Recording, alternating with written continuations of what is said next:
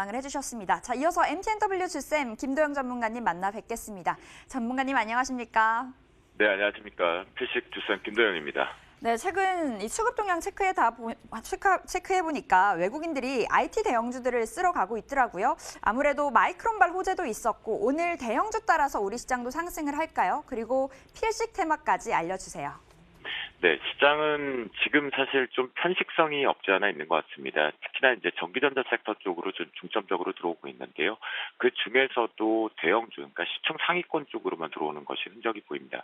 특히 코스닥 같은 경우도 이번에 동반해서 올라오는 것은 좋았지만 바이오 섹터 쪽으로 좀 쏠리면서 지수 견인차 역할만 했다라고 볼 수가 있겠죠. 아마 이 부분은 전체적으로 이번 주 금요일을 후반부에서 다음 주부터 수급의 변화 때문에 나타난 것이 아닐까 싶은데요. 전반적으로 우리가 오늘 봐야 되는 것은 두 가지겠죠. 장중 출발과 직전에 굳이 명분과 핑계를 댄다라는 생각인데요. 시장 관전 포인트에서 트럼프의 하원 탄핵 소추안 부분에 이제 표결에 대한 결과가 나올 겁니다. 보시면 S&P 500 기준에서도 이거를 연속해서 고점 부분이 갱신은 되고는 있지만 실제 이제 장대, 그러니까 강한 상승의 캔들 부분을 만들지 않고 과열을 좀 풀어가고 있는 부분들, 과매수가 좀 풀려가고 있는 구장이다라고 볼 수가 있는데요. 중요한 포인트는 갭 부분이 살짝은 메꿔줘야 된다라는 부분이니까 잠시 쉬어가는 템포, 그러니까 급락 전환은 분명히 아니다라고 말씀 좀 드리겠고요. 또한 나스닥 같은 경우도 마찬가지입니다. 그 속에서 어제 이제 마이크론도 얘기를 해주셨고 앵커님께서 또한 또 필라델피아 반도체 지수를 좀 많이들 보시는데요. 보시면 고점에서 추가적으로 분명히 내년 1분기에 더 강하게 올라갈 만한 재료의 업종입니다라고 얘기해놓고도 잠시 쉬어가는 모습들이 보이죠. 그러니까 결론을 얘기하자면 역시 쉬어가는 템포인데요. 어제 같은 경우에 위쪽이 먼저 초반부에 우리나라 시장 쪽으로 놓고 봤을 때 빠르게 좀 올라왔는데요. 그 중에서 보면 이번 이 상승에 대한 파동 부분을 놓고 판단을 해보면 이제 꽉 찼다라는 부분, 제가 어제 이 얘기를 드렸습니다. 저는 어제 시초부터 올라오는 쪽 이제는 현금 비중을 늘리고 하락 쪽에 대한 공격을 한번 하겠다라는 포인트를 좀 잡아드렸는데요. 그만큼 기술적으로 이제 꽉 찼다라고 보는 거죠. 그러면 어제 같은 경우가 우리나라가 미리 위아래쪽으로 살짝 흔들어가면서 풀어갔다라는 관점이기 때문에요. 오늘 앞에서 말씀드렸던 시장 관전 포인트, 그러니까 탄핵 소추안에 대한 투표 결과를 외신 쪽에서 이제 보도를 할 때 거기에서 순간적인 변동성만 생긴 것이다라고 판단을 해보시면 좋겠습니다. 그래서 이 부분을 놓고 보면 필식 쪽의 선물 변곡가 쪽의 위쪽 상단이 290 위쪽으로 꽉 열어서 한번 가보도록 하겠습니다. 292.65포인트로 설정을 하는데요. 그만큼 제가 위쪽을 잡는 이유는 이제 우리나라 역시도 이 부분에 보면 하나, 두 개, 이 두 개의 갭잡을이 저는 엄청나게 크다라고 생각을 합니다. 외국인들의 자금에 의해서 좀 움직였다라는 부분인데요. 특징적으로 지금 하지만 숨어있는 잘 언급되지 않고 있는 투신 창구 쪽을 놓고 보면 연속적인 매도가 나오고 있다는 거죠. 그렇기 때문에 292.65 부분을 올라탄다 하더라도 위쪽 부분이 이제는 우리나라 선물지수 기준에서 0.8포인트 이상을 더 확대하기는 만만치 않다. 라는 부분이니까 이 부분 고점에 대한 징후 시그널 대응해 보도록 하겠고요. 저점 부분으로 오늘 판단을 해본다라면 추가적으로 핑계겠죠, 핑계. 그러니까 쉬어가고 싶은데 뭔가 명분이 필요하다는 거겠죠. 그 부분에서 역시 290.50 어제하고 마찬가지입니다. 지금부터는요, 이 290.50 자리가 매우 중요하거든요. 이 부분이 이탈을 하게 되면 실제 이 부분에 이걸 갭이라고 보기는 상당히 어렵습니다. 하지만 이 부분도 전체적으로 분봉으로 쪼개보면 갭이 발생되는 구간이거든요.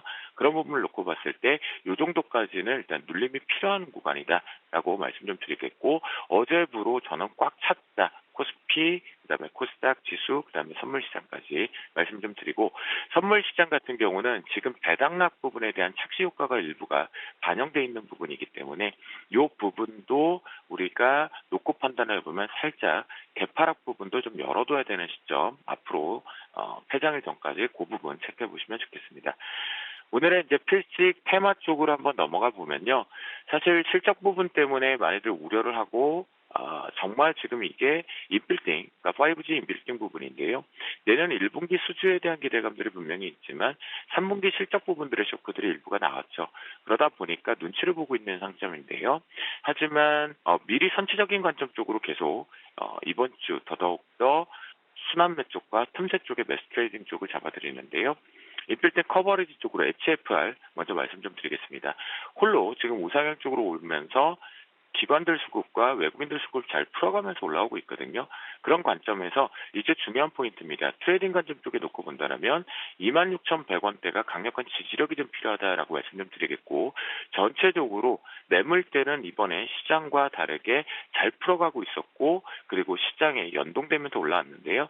그런 부분이라고 하면 직전 부분에 대한 고점 부분까지는 다시 한번 쌍고점을 한번 탈환하러 갈 준비를 하고 있다라는 관점으로 보시면 좋겠습니다.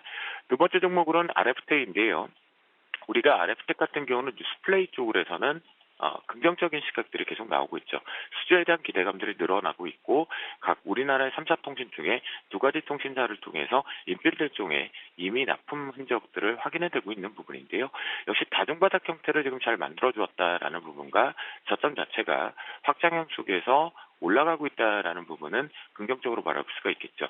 그렇다고 한다면 강력한 지지력 자리는 7,570원 부분이다라고 보시면서 이 부분 손절가를 잡고 트레이딩 관점 쪽은 좋겠다.